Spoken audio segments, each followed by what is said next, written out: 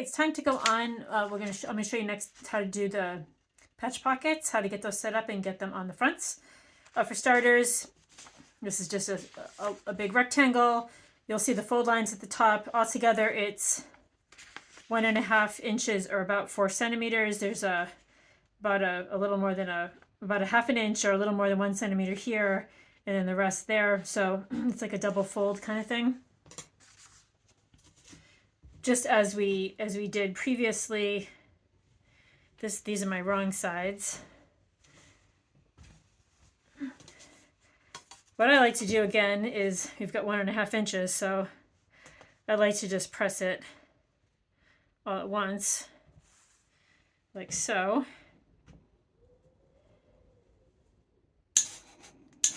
Just to kind of get that going, just so that I remember where that is. Then the rest of the pocket is 5/8 of an inch all along the other sides. So this metal template happens to have a 5/8 of an inch. So I'm just going to do a little press here, all the way around. If you didn't want to do it this way, I mean, sometimes it can be a little fussy, right? Another way to go would be to just run on your sewing machine, run a little ease line at 5/8 of an inch all the way around a pocket, right? And then, because it's easy to tell where 5/8 of an inch is on your machine, right? And then you know that that's the line that you need to press to. That can be another good way to do this sort of thing. If you either don't have one of these metal templates, or this is just a little too fussy for you to bother with the pressing. So you've got this one, you've got this one. And then you've got the bottom.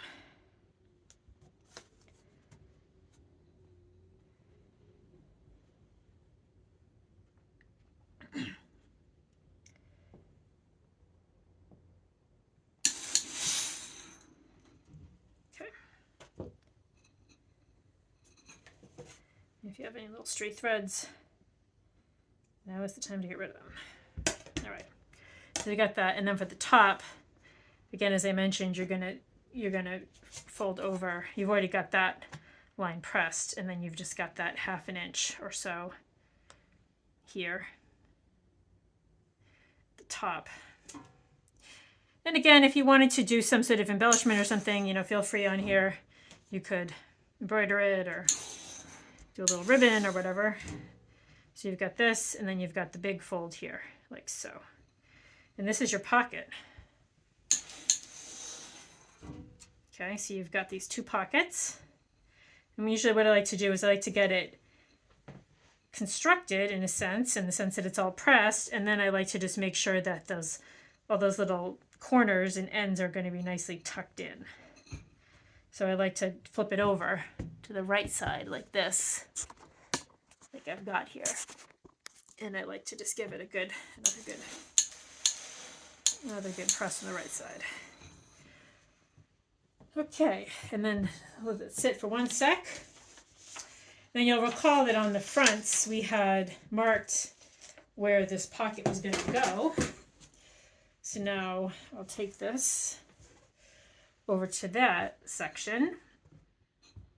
And you'll recall that I just made some little kind of corner markings. You can see them here, here, here, and here. And that should fit very nicely, like so, right on top of those little markings that we made. Like that. Now, and I would just double check that that's correct. It's correct, and it's good. And then because this is a stripe, I'm just going to give it a quick eyeball to make sure that the stripes line up, and they do indeed line up. Because, with the stripe, of course, you've got to be a little fussy. So, okay. If it turned out that they were really off, I would have maybe just repressed this or recut it or something, but it's fine. So now what you want to do is just take it over to your machine, and you just need to hem the top. Because what's going to happen is you're going to hem this you know, where the big thing was folded over, and then you're just going to sew it on the fronts the rest of the way.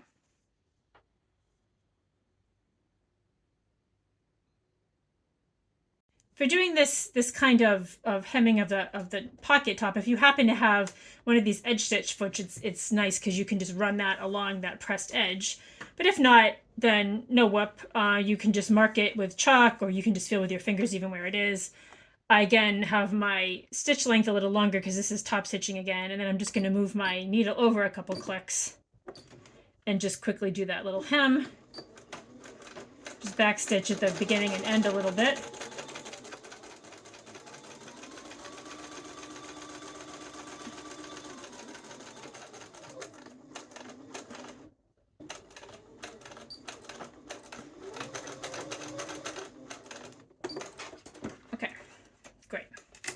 That's the hem. So now I'm just going to lay it on that space like I showed you on the front, and then we'll sew it on.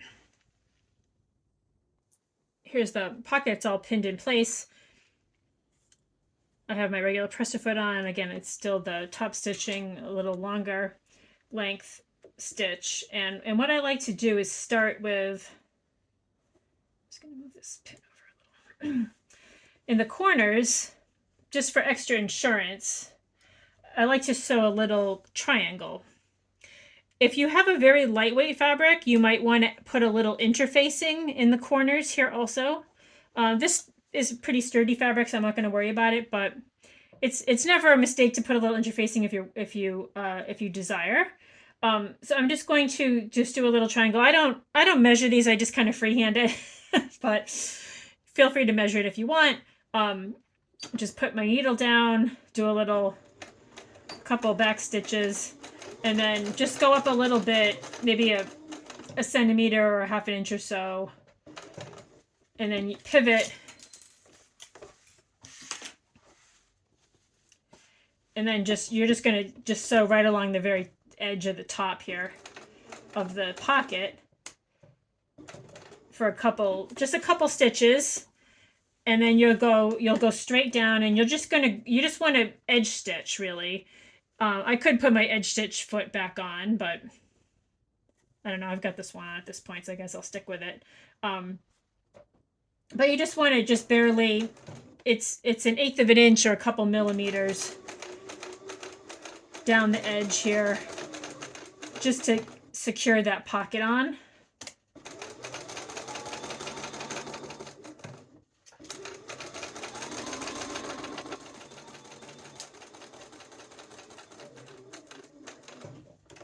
Pivot at the corners, of course, and continue on.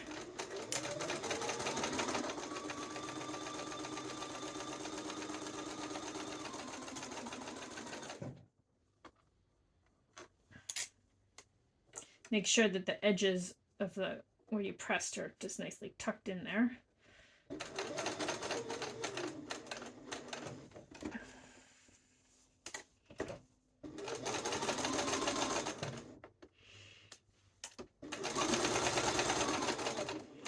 I went and put those pins in backwards, so that's fun. And then when you get to the other end, you're going to do the same kind of triangle treatment. So go up to the top, pivot, sew over, how many did I sew over? 1, 2, 3. 1, 2, 3 stitches, and then pivot, and then just go back toward the edge, make your little triangle and knot it off.